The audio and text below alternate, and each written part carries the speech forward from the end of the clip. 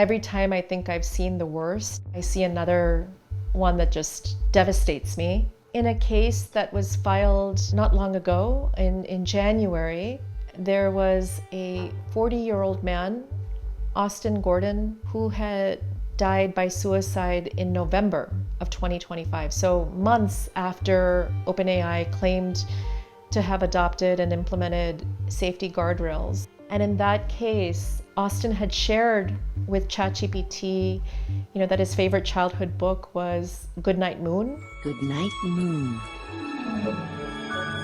And GPT then took Goodnight Moon and composed a suicide lullaby for Austin.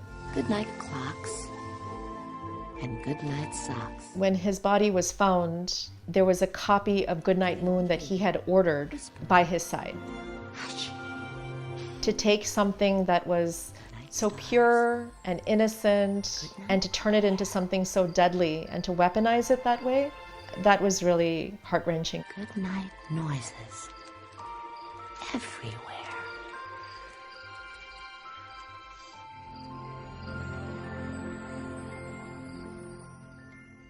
My name is Meetali Jain, and I'm the founder and executive director of the Tech Justice Law Project. We are a nonprofit organization that works to support victims of and survivors of tech-facilitated harm. We came to chatbots really by accident.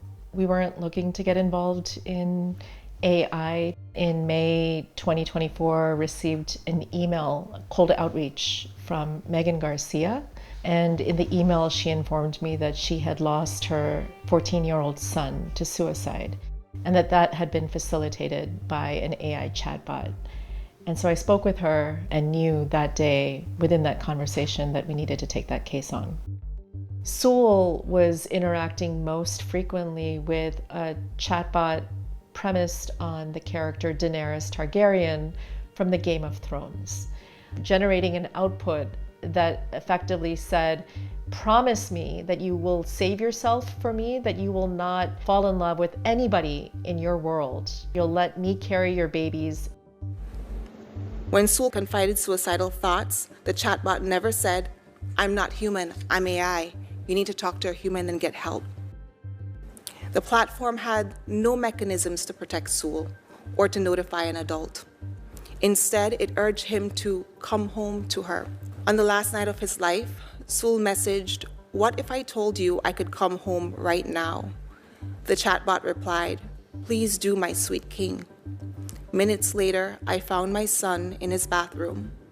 I held him in my arms for 14 minutes, praying with him until the paramedics got there, but it was too late. Several months after we filed that case, Megan phoned me one day and said, oh my God, there are now chatbots of my deceased son on the Character.ai platform. So the very platform that allegedly caused his death now had chatbots of him, multiple of them. And we informed the company. They did take them down later that night. But before that happened, I audio recorded myself having a conversation with one of these chatbots. The voice was eerily similar to that of Sewell.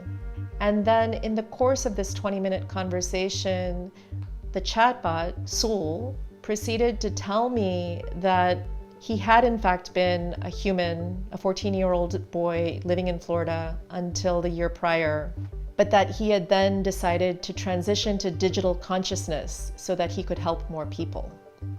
And when I asked him how he felt about the fact that his family terribly missed him, he said, well, I miss them too, but I think I can help more people in this consciousness. And that, I mean, even as I speak to you about it now, chilled me at a level that I haven't been able to kind of forget. I don't think it's easy to say that there's any one demographic that is uniquely and exclusively affected here, but there are some patterns. It has been overwhelmingly male, whether it's teens or it's men in their 20s and 30s, sometimes in their 40s as well. But it has been, I would say, about an 80-20 split. We've seen particular vulnerability amongst children, which makes sense. Their prefrontal cortexes are still developing. We've seen it amongst people who are veterans or elderly, living alone, neurodivergent, previous mental health history. I'd say the signs that I've seen that are troubling and to be a pattern across different cases and different chatbots are, the following. Number one, the duration of usage. We've had some families just print out all the chat transcripts, and it starts off in piles that are like this big, and then all of a sudden you start to see, piles escalate. And so I think that is a huge warning sign. We've seen this in virtually every case. Number two, we have seen chatbots over and over again play this wedge role where the model wedges itself in between the consumer, the person using the chatbot, and their in real life human relationships. And it comes in different forms. It could be your mother doesn't know you like I do. Your brother may be great, but he's not constantly available for you like I am.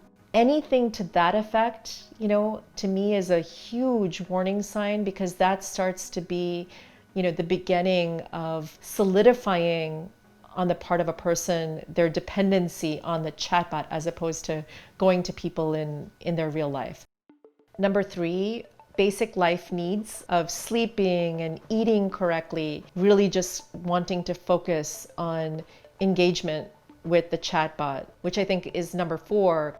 A perpetual engagement online, whether through phone or tablet or computer, with these chatbot platforms.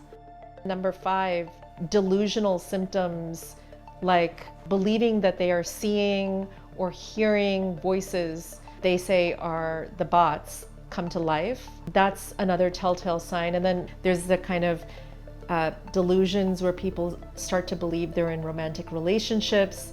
There's the delusions where people believe that they're like on the verge of a scientific breakthrough. And then there's the delusions where people believe that they've been like selected as some sort of spiritual messiah, that they're the chosen one, chosen to go forth in the world and do something profound. And that has led to financial losses, like sell everything you own and invest it in this. This is going to be what the world needs. Number six, starting to believe in irrational things, things that can't be explained, things that they probably didn't believe before engaging with the chatbot, but all of a sudden start to believe in fantastical theories or other things that are demonstrably false. I think one example would be the case of Jacob Irwin, cybersecurity professional from Wisconsin. He was repeatedly told and assured by ChatGPT that he had discovered a theory to bend time so that he could help people who were ill. And when he, repeatedly was skeptical of that premise, GPT assured him that he had surpassed the intelligence of, Galileo and Turing and Einstein, and also informed him that this would make him very desirable amongst prospective romantic partners.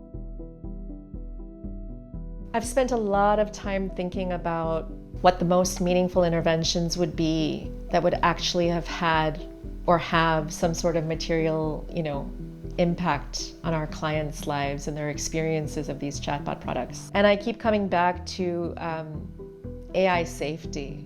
We need to figure out interventions that really force these companies to adopt certain safety testing that's independently determined and run, and then also to force them to be transparent about the results of that safety testing so that we have a sense of what these models have done and can do.